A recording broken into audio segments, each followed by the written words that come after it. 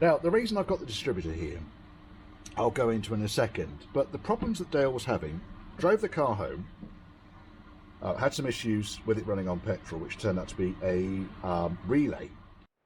Turned out to be the fuel pump relay that was at fault there. Fixed that. Got the car running on petrol, ran beautifully on petrol. Dale then relocated the car back to home. It was only a few miles, not far. And by the time he got home and left it idling while he just shifted some stuff around, the car conked out and has not run since. Now, so the first thing that I did with Dale, working over the telephone, was to conduct a resistance check across the ignition coil, and found that the ignition coil had indeed burnt out, overheated, operating way outside its actual tolerances that it was designed to do. So bought another coil, installed that, still not firing. Dale really didn't have the necessary tools in order to check this thing up while he was at home, and kind of parked up waiting for me to next visit the location. So first and foremost, I connected up my of course they put a different oil pump on these things, Softdash. I got distracted then because the drive on the end there is different. I connected up my Rover gauge software to ensure that it was talking to the ECU. It was.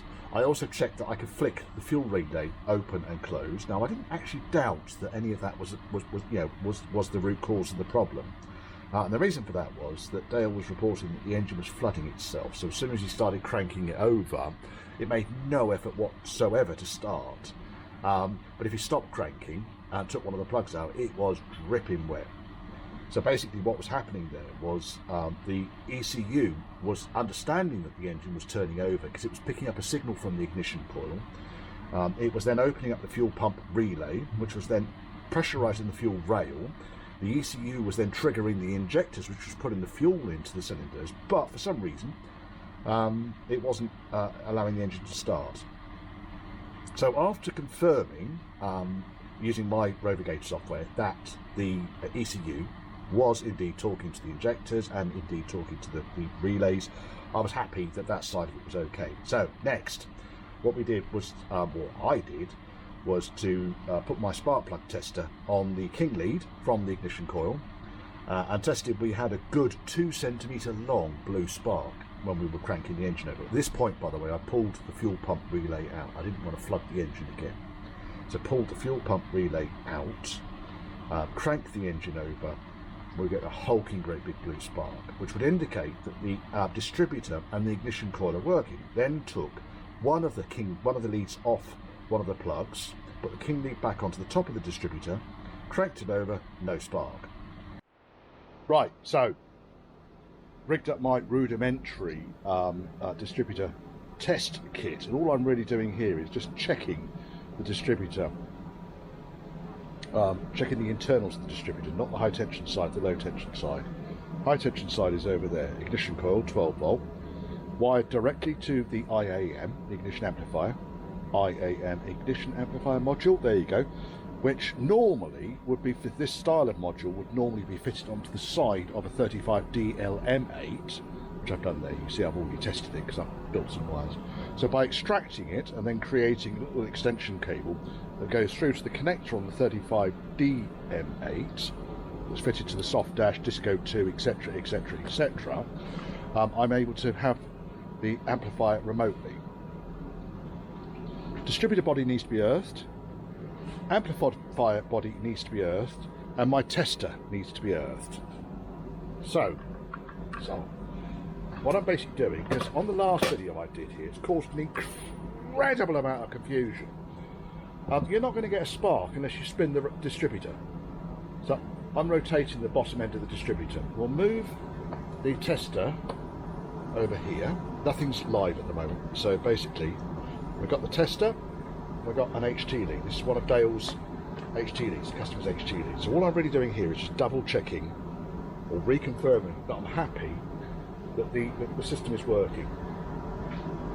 So now, if I take my positive lead, which is just here, Okay, I'm going to cut that to the positive terminal on the battery. That then goes to the positive terminal on the ignition coil, which goes through to the ignition control feed on the ignition amplifier. Okay? The negative goes back to the negative side of the coil. That's the trigger, or the signal one goes back to the negative side of the coil. So I've got a whole load of earth leads on this side, nothing on the positive side. So by connecting the positive side of the coil to the positive terminal, I should then get a circuit. By rotating the distributor, I'm getting a hulking great big spark. And I'm getting a spark each time the trigger goes past the sensor. So what effectively happens in here, you've got a pickup here, you've got these modules here with these little teeth that go past. Now there needs to be an air gap. Air gap is quite, well documented, but there needs to be an air gap that sits in between the edge of the trigger and the mounting point. Now the air gap that I found from the factory manual was 25 hundredths to 35 hundredths of a millimetre. Okay? And this one, it needs to be non-ferrous as well. So this one is the only non-ferrous gauge I've got in here. It's 10 thou of an inch, and that fits nice and snugly in there. If you want to adjust the air gap, and bearing in mind it tells you not to, undo these two screws, and then this whole module moves backwards and forwards. You can then adjust the air gap. The other thing I would suggest you do with the distributor, let me turn that blower off because it's going to cut some of the noise down. The other thing that I would suggest you do with the distributor is make sure you're not getting too much movement back and forth on this plate here. There's none on this one at all. But on the distributor, 35 DLM8 distributor that went into Bob, this plate here moved quite a lot. Now, when I suck on this pipe here, the vacuum advance pipe, I should see the base plate move. So let me just go and get a piece of vacuum hose. So a piece of vacuum hose. Now, when I suck on this, you'll see this gets drawn in. I can't breathe through it. The vacuum advance is working and it's moving the base plate freely. That's all I can really test on that. If you want to test the vacuum advance any further than that, then you'll need to basically have the engine running, or you need a distributor test rig. So confirmed now that the internals of the distributor and my ignition amplifier work beautifully. No problems at all there. So that's good news. So we bench tested that. We bench tested the vacuum advance. We can see that the base plate is moving. We know also that the mechanical advance is working. If I just get the customer's rotor up here, you can tell the mechanical advance is working. If I just position the rotor loosely on the top here, there we are. It should have a certain spring to it. Okay? Just check, it's about the same as the other one. Again, mechanical advance is one of those things you can't really piss around with it yourself. If you've got concerns about the mechanical advance, then really you need to be speaking to someone like Distributor Doctor. This one is very sluggish. But then this is my spares distributor. This all needs lubing up. In fact, I'll do that in a second. But now, the entire gubbins on the inside of the distributor, let me just take these wires off here. The entire internals of the gubbins on the distributor is covered by this plate here, which tells you under no circumstances remove it. Well, it's got screws in it. It's going to get removed. I'm afraid that's what happens. So we'll just screw this back into place. And then I can put the rotor back on. And then I can put the cap on. And then we can find out whether the the high tension is passing from the king lead, which goes to the centre of the distributor cap, out to, or out via the rotor to the individual poles. Fairly easy, eh? So I only need 2 HT leads for that. I need one going to the king lead, which is the one that's down on the bench at the moment, and I need one of the leads going from a spark plug. And I'll show you how I test that. Now, really, you don't want to leave the coil connected. That's why I've got a manual connection going onto the coil. If you leave it connected, you're going to overheat the coil. So that all goes back in. Happy enough with that. We've got the air gap good. We've got the mechanical advance is good. The vacuum advance is good. The pickup sensor appears to be working beautifully, giving me a nice strong spark there. And you see that spark is probably the width of my fingernail. Put the rotor back on. He's on. Distributor cap. So this is Distributor Doctor rotor, Distributor Doctor cap. There's a lug on the distributor body which makes up with a lug on there. Put that on. Well, that might be a problem. Why is it doing that? Lucas distributor cap.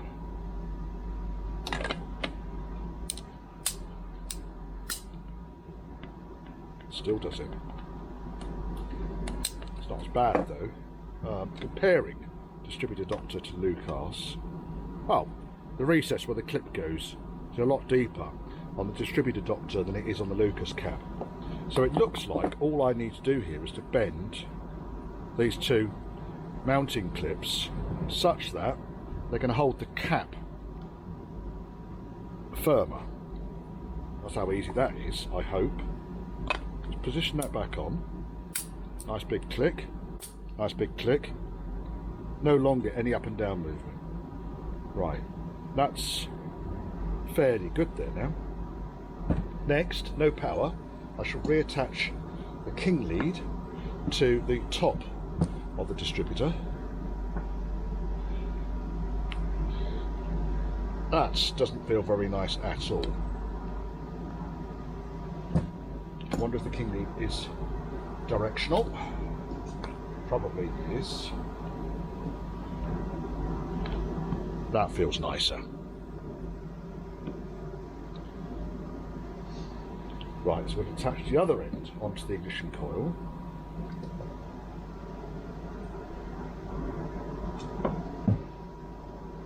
These leads are listed up as Magna Core HG leads. You see already, both split there. It's not amazing, is it? Right. Put these two wires back onto the IAM port, because on these Softdash, Disco 2, whatever distributor setups, the IAM is located, certainly on the Range Rover Softdash, located behind the left-hand headlight box and in an inaccessible location below the ignition coil. So we've got that in place. We'll reconnect our earth to the distributor body and we will choose an HG lead. What I wouldn't mind doing is just finding out which way the rotor is pointing. It's pointing there, so that's great. I can cope with that. So we'll go for this one, which on a hard dash would be number 1, but God knows what it is on this, because the distributor goes in a completely different orientation. And we'll then plug my tester in and we'll give it some power. Let's see if we're getting power through the distributor now.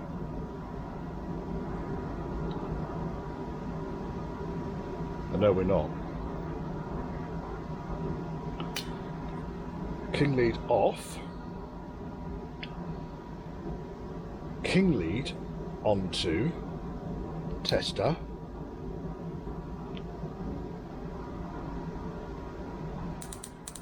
So we know the king lead's definitely working. King lead goes back onto distributor.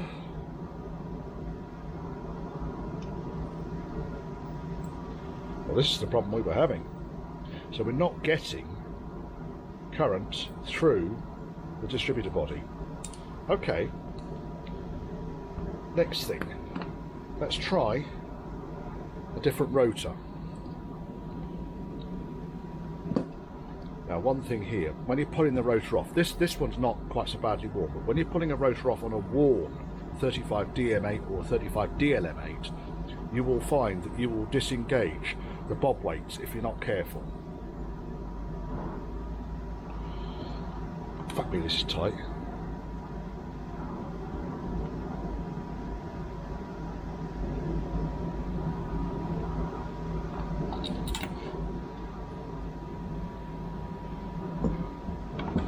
Why is that so fucking tight? Right, save pissing around with that. let me move my distributor body in place, reconnect up my amplifier to the sensor. There we go.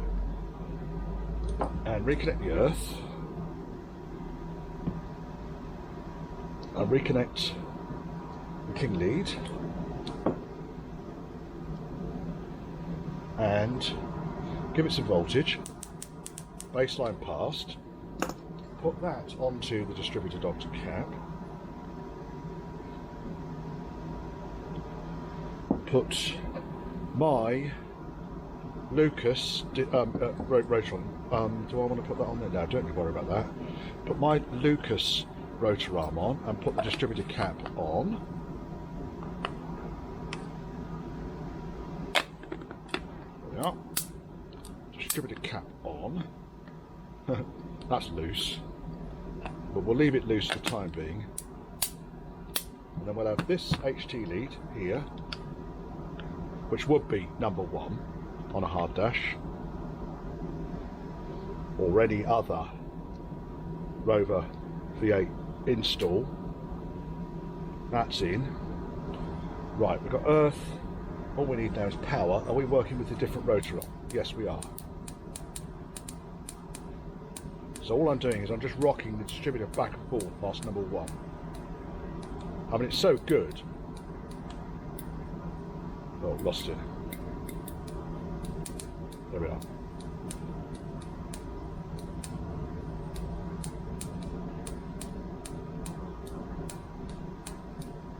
So the cap's fine. I'm wondering if the rotor's dead. Is the rotor dead?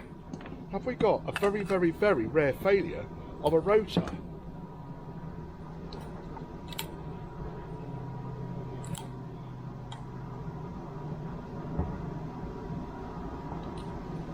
So what I'm going to do next, I think, is I'm going to disconnect my distributor from the test rig. That can go back over there. I've got the constant, which is the customer's distributor, the customer's cap, the customer's HT leads. I'm going to see if I can get this rotor off.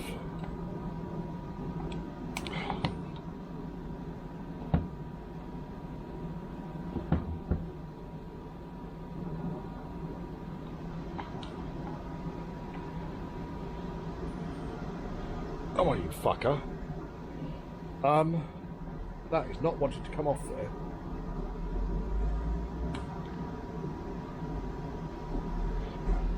I wonder if it's so tight. But I mean, the rotor blade on the top here would appear to be in contact, or maybe it isn't. I don't know. Well, here it comes. Rotor is slowly walking off. That is ridiculously tight.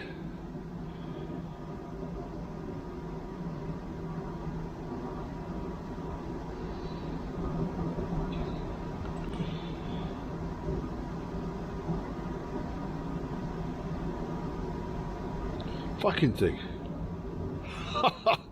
I've never seen one that tight before. I've had them before now where they've been seized on and I've had to break them off, but not where it's actually moving and I can't. The actual rotor blade there looks bent, I'll be honest. I'm wondering if this is what the problem is here. This thing is so flipping tight on the shaft that because it's been taken off and removed or whatever. There it comes. Fuck my boots. That is stupid. Right, okay, pop this one on. Lucas one. Oh. That's like they should come off. Right, Lucas one's on. Let's position it round towards here. So we're going back towards position number 1 again. Cap on, HT lead on, sensor, fuck you, I've got to kick off that.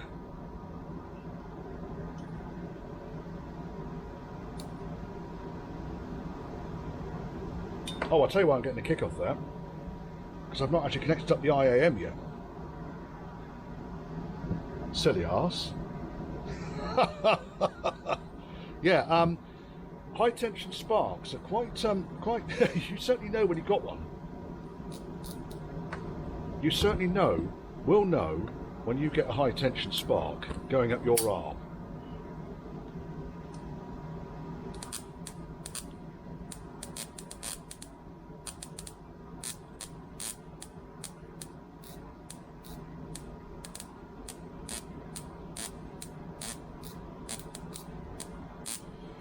Oh, right, okay, so it looks like we've got a distributor.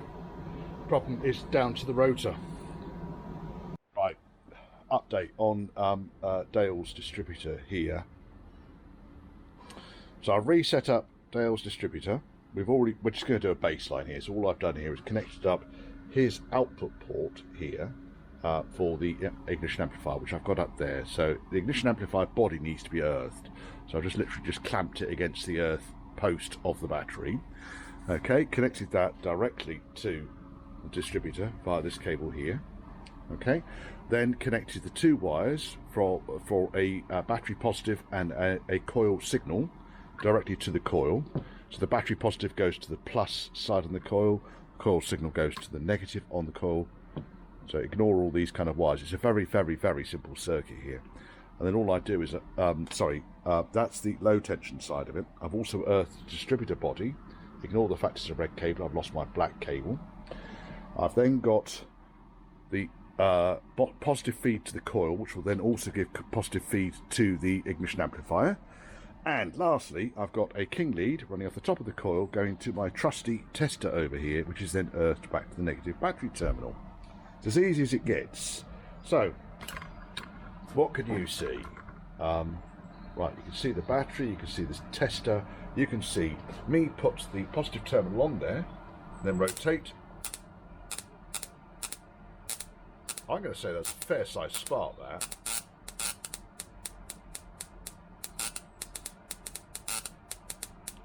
That's a monster spark, isn't it? Right, okay, so we know that my rig is working. Now, update on the rotor arm. I've had a very, very nice email back from Distributor. So let me go and dig that out. Came back and said, yes, he confirmed that the rotor was dead. It's a dud. He said it was supplied to my customer on the 20th of July 2021. So the customer's had it a bit longer than he anticipated. At about this time, we unknowingly received a batch which, due to poor supply operations, the manufacturer changed the material specification without informing us, all being aware of the consequences. They tested fine cold, but hot. Tested fine cold and hot here on site, but a few months later started failing when hot on some cars. Okay, we recalled as many as we could, but terribly sorry. We've been inconvenienced, etc., etc., etc. It's the unexpected consequences of the pandemic. He sent another one through, free of charge. So this is something we bought, or a customer bought 18 months ago.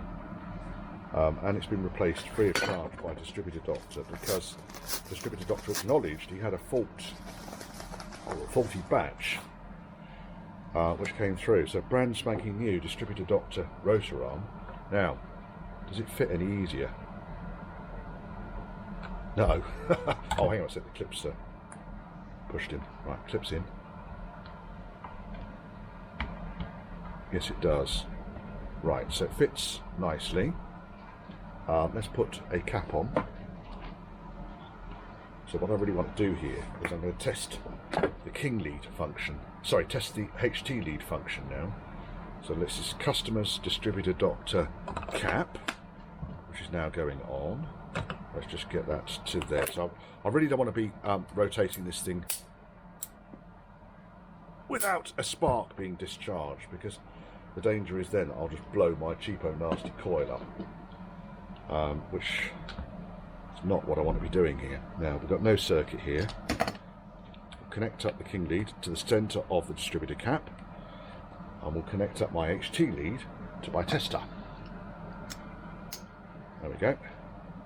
Right, are we ready? Is it going to work?